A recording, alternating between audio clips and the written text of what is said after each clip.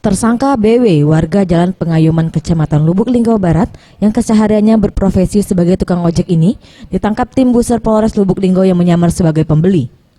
Saat penangkapan, dari tangan tersangka, petugas Sat Narkoba Polres Lubuk Linggau mendapati satu paket sabu seberat 70,2 gram yang tersimpan di dalam boks motor milik tersangka.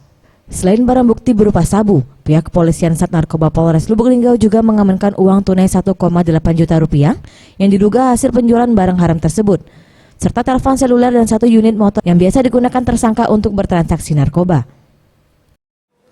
Dari tangan tersangka kita amankan barang bukti sabu sebanyak 7,72 gram dan juga handphone serta uang sejumlah 1.800.000 yang diduga hasil dari penjualan sabu-sabu tersebut. Guna mempertanggungjawabkan hasil perbuatannya, kini tersangka ditahan di sel tahanan Mapolres Lubuk Linggau untuk penyelidikan dan pengembangan kasus. Pada Setiawan, Sriwijaya TV.